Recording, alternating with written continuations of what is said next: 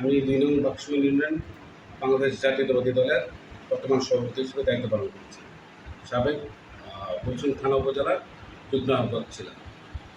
আমি ২০১৮ সালে দানের শীষ নিয়ে নির্বাচন করেছি। আমি ধন্যবাদ জানাচ্ছি আমাদের মাননীয় সংসদ সদস্য মৌলা ৫ হাজী জসিমউদ্দিন জসিম সাহেবকে।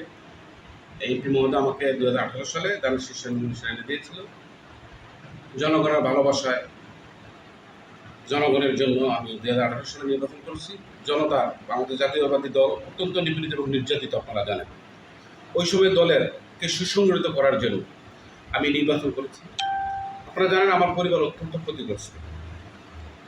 আমার ভাই হুমায়ুন চেয়ারম্যান ৯ বছর নির্বাচন করেছে, চেয়ারম্যানই করেছে। আমার বাবাও চেয়ারম্যান ছিল। এই বাক্সময় ইউনিয়নের জনগণের কতটুকু সেবা করতে পেরেছেন আমি জানি না। তার ধারাবাহিকতায় আমি এসেছি জনগণের সেবা করার জন্য। ১৮ সালের নির্বাচনে আমি অত্যন্ত নির্যাতনের শিকার হয়েছি। রেজাল্ট শিট জোর করে ছিনিয়ে নেওয়া হয়েছে। তদ্রুপ হুমায়ুন চেয়ারম্যানের কাছ থেকেও ছিনিয়ে নেওয়া হয়েছিল। এবং আমার মনে হয় ২০০০ লাস্ট নির্বাচনটা কবে হয়েছিল মামু, হুমায়ুন চেয়ারম্যান যে আমরা বলছি যে মাইক খেয়েছিলাম, আমাদেরকে পরিকল্পিতভাবে হত্যার চেষ্টা করা হয়েছিল। ওদিন হয়তো আল্লাপাক আমাদেরকে ভয় রেখেছে। হুমায়ুন চেয়ারম্যান আহত হয়েছেন, আমিও আহত হয়েছি, কিন্তু উনি দীর্ঘদিন হাসপাতালে ছিলেন। উনি দুটা হাত ভেঙে গিয়েছে ৩ সালে হতো, তখন ২২ উপজেলা চেয়ারম্যান ছিলেন।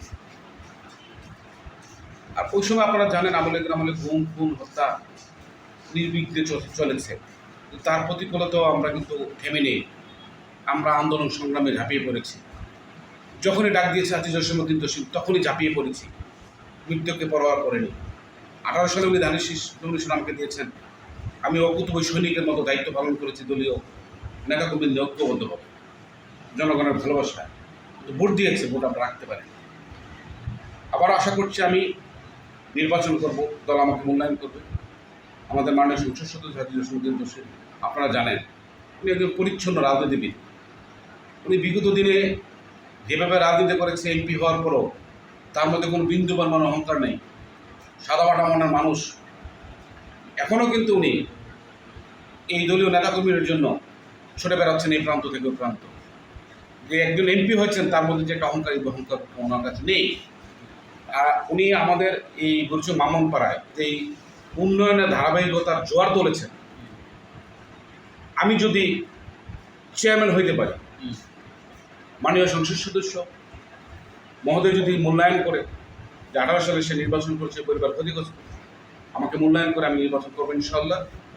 আর আমিও তার ধারাবাহিকতা এই বাক্সময় ইউনিয়নের কোথায় কী সমস্যা আছে এগুলো আমরা তুলে ধরবো। আপনি কি দলীয় নমিনেশন পাইলেও করবেন নাকি নমিনেশন না পাইলেও করবেন? আমি যেহেতু দলীয় ২০১৮ সালে আমাদের বর্তমান সংসদ সদস্য হাজী জসিমউদ্দিন জসিম আমাকে নমিনেশন দিয়েছেন, আমি আশা করি ধারাবাহিকতায় তারই প্রতিফলন করবে, আমি নমিনেশন পাবো ইনশাআল্লাহ। আচ্ছা, একটা প্রশ্ন আছে যে আপনারা জানেন যে আগামী স্থানীয় নির্বাচনে কিন্তু দলীয় কিন্তু প্রতীক থাকবে না। আর আপনাদের দল থেকে কিন্তু অনেক প্রার্থী রয়েছে, ৮ থেকে ৯ জন প্রার্থী রয়েছে। হ্যাঁ, এখন তখন যদি সুযোগ দেওয়া হয়, দলীয়ভাবে যদি সিদ্ধান্ত দেওয়ার আপনি বিরুদ্ধে যদি অন্য কাউকে দেওয়া হয়, আপনি করবেন কিনা ওই জায়গা থেকে? আমি দলীয় সিদ্ধান্তকে সর্বোচ্চ প্রায়োরিটি দেব। কারণ দল যে সিদ্ধান্ত দিয়েছে, মাননীয় সদস্য যে বিগত দিনে যারা ক্ষতিগ্রস্ত তাদেরকে মূল্যায়ন করবে, আমি সেই জায়গাটা বলবো। আমাদের মাননীয় প্রধানমন্ত্রী জনাব তারেক রহমান একটি কথা বলেছেন যে দলের দুদিন বিষয়গুলো যেন হারিয়ে না যায়। আমরা দল ২ নির্বাচন করেছি। মাননীয় সংসদ সদস্য কুমিল্লা ৫ জনাব আমাদের হাজী জসিমউদ্দিন জসিম এমপি মহোদয়, উনি মানবিক বিবেচনা করে আমাকে নমিনেশন দেবেন এই আশা ব্যক্ত করছি। দল যদি মনে করে আপনাকে একবার নমিনেশন দেওয়া হয়েছিল, আপনি সফল হতে পারেননি, এখন আপনি পারবেন, এই কথাটা দলকে আপনি কীভাবে এনশিওর করবেন? আপনারা এই বাক্সময় ইউনিয়নে ৯টি কেন্দ্র, ২৯টি গ্রাম। একটা গ্রামে ভোটার সংখ্যা কম। আজকে যারা প্রার্থী হয়েছেন অনেকে বলতে পারবেন না এই গ্রামের নামটা। এখানে ৫টা ভোটার মনে হয় আছে। ২৯টি গ্রামে নিরপেক্ষ তদন্ত করে দেখেন, যদি আমি জনতার ভালোবাসায় জনগণের কাছে এগিয়ে থাকি যে না তাহলে আমাকেই আপনারা সাপোর্ট করবেন। আর যদি জনগণের ভালোবাসা আমার কাছে না থাকে, জনগণ আমাকে অপছন্দ করে, আমি কেন আমাকে জোর করে যাব আমি নির্বাচন করার জন্য? আচ্ছা, আগামী স্থানীয় যে নির্বাচনকে ঘিরে আপনার যে ভোটার রয়েছে 9টি ওয়ার্ডে বা 2 নং ইউনিয়নে, তাদের উদ্দেশ্যে মানে তাদের কাছে কী ধরনের বার্তা আপনি পৌঁছে দিতে চান এই বিষয়টা? আমি আপনারা 3 সাংবাদিক ভাইজন এখানে আছেন, আপনাদের মাধ্যমে যারা মিডিয়া আছেন সকলকে আন্তরিক ধন্যবাদ এবং কৃতজ্ঞতা জ্ঞাপন করছি। এই জন্যই আপনারা বস্তুনিষ্ঠ সংবাদগুলা আপনারা তুলে ধরেন, আপনারা নিরপেক্ষভাবে আপনাদের দায়িত্ব পালন করেন। সেজন্য সারা বাংলাদেশে যারা মিডিয়া কাজ করে তাদেরকে ধন্যবাদ এবং কৃতজ্ঞতা জ্ঞাপন করছি। তার পাশাপাশি বাক্সুমাইল ইউনিয়নের জনগণ যারা আছে তাদের কাছে একটি বার্তা, যে সাত্তার চেয়ারম্যান পরিবার 3বারের ক্ষতিগ্রস্ত। আমার বাবা মরহুম আব্দুল সাত্তার তাদের সেবা করে গেছে। বাক্সুমাইল ইউনিয়নের জনগণ জানেন যে উনি কতটুকু সেবা করে গেছেন। আমার ভাই হুমায়ুন কবির চেয়ারম্যান, উনি 9 বৎসর চেয়ারম্যানের দায়িত্ব পালন করেছেন। বাক্সুমাইল ইউনিয়ন মানুষ জানেন যে উনি কতটুকু সেবা করে গেছেন। তার ধারাবাহিকতা, তার উত্তরসূরি হিসাবে 18 সালে আমি আবারও বলছি, আদি জসীমউদ্দিন জসিম আমাদের মাননীয় এমপি মহোদয় আমাকে নমিনেশন দিয়েছে। জনতার ভালোবাসা না থাকলে কিন্তু জয় করে ভালোবাসা অর্জন করা যায় না। ভালোবাসা আছে বিধে আমাকে নমিনেশন দিয়েছে এবং জনতার ভালোবাসা নিয়ে আমি আবার আগামীতে নির্বাচন করবো ইনশাআল্লাহ, এবং আপনাদের সহযোগিতায় ইনশাআল্লাহ আশা করি বিজয়ী করব। ভবিষ্যতে আপনি এই ইউনিয়নকে কিভাবে সাজাতে চান যদি আল্লাহ আপনাকে নির্বাচিত করেন?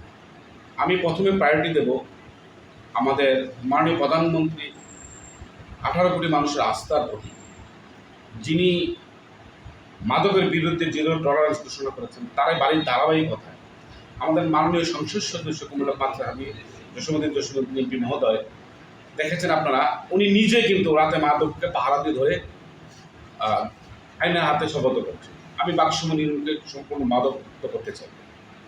দ্বিতীয়ত, ইফটিজিং থাকবে না। সাধারণ মা বোনেরা নির্বিঘ্নে চলাফেরা করবে, তাদের নিশ্চিত নিরাপত্তার দায়িত্ব নেবে। রাস্তাঘাট, কালভার্ট, মসজিদ এগুলোর প্রায়োরিটি বেশি থাকবে। স্কুলের যেই আমাদের যে শিক্ষার যে অবনতিটা হয়েছে, আমাদের মাননীয় শিক্ষামন্ত্রী এসলাম মিলন ভাই যখন 91 সালে উনি মন্ত্রী ছিলেন, 2001 শিক্ষা জগৎটা কিন্তু একটা আলোকিত অবস্থায় ছিল। আপনি আশ্চর্য হয়ে যাবেন, গত 5 বছরেও আগেও ঢাকা ইউনিভার্সিটির মতো জায়গায় বাংলাদেশের কোনো ছাত্রছাত্রী ইংলিশে একটা ছেলে মেয়ে টিকে নাই।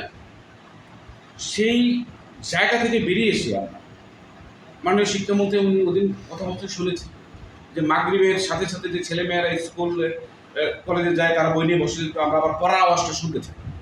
আমিও সেই ধারাবাহিকতায় বাক্সুমাইল ইউনিয়নকে শিক্ষাক্ষেত্রে সর্বোচ্চ প্রাধান্য দেব এবং যাতে মাগরিবের পরে ছেলেমেয়েদের ডাকতে না হয়, তারা যেন বই খাতা নিয়ে বসে যায়, পড়ার আওয়াজ যেন সবাই শুনতে পায়। কিশোর গ্যাংগুলোর পদক্ষেপ থাকবে কিনা? 100% বাক্সুমাইল ইউনিয়নে কোনো কিশোর গ্যাংয়ের জন্ম হইতে পারবে না।